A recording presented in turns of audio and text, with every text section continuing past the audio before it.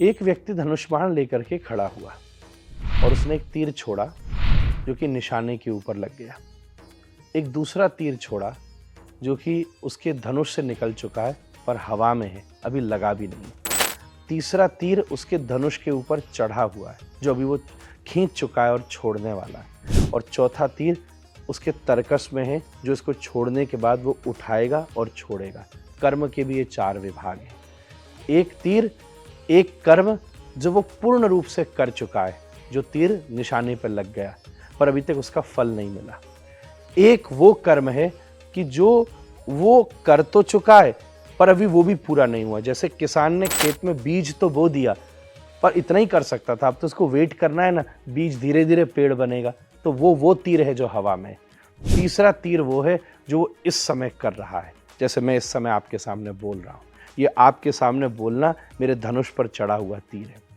और चौथा तीर जो मेरे तरकश में है, जब जो निशाने पर लग जाता है वही तो घूम करके बार बार तरकश के ऊपर चल करके आता है। इसी हिसाब से कर्म के विज्ञान को समझाया गया है। हमारे तरकस का तीर ही हमारा प्रारब्ध है, हमारा भाग्य है।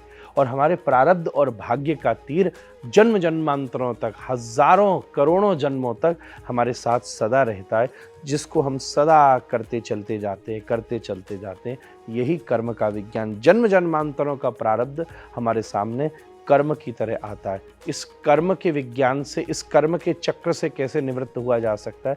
जब आप परफेक्ट कर्म करो, जब परफेक्ट तीर छोड़ दो, तो भी आप इस कर्म के चक्र से निवृत्त हो सकते हो।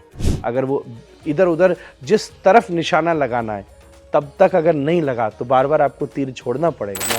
पर जहां आपका टारगेट था अगर आपने अचीव कर लिया तो आपको दोबारा तीर नहीं छोड़ना पड़ेगा। तो एक परफेक्शन ऑफ द कर्म जिसमें स्वहित भी हो और परहित भी हो, यही कर्म योग है। हम अपना भी हित करें और हमारे साथ सारे संसार का हित हो।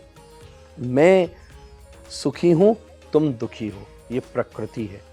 तुम दुखी हो जाओ, मैं सुखी हूं, ये विकृति है। पर थोड़ा मैं दुखी हो जाऊं, आप सुखी हो, ये भारतवर्ष की संस्कृति है। यही कर्म योग की श्रेष्ठता है जो हमें इस कर्म चक्र से निवृत्त कर सकती है। धन्यवाद। राधे राधे।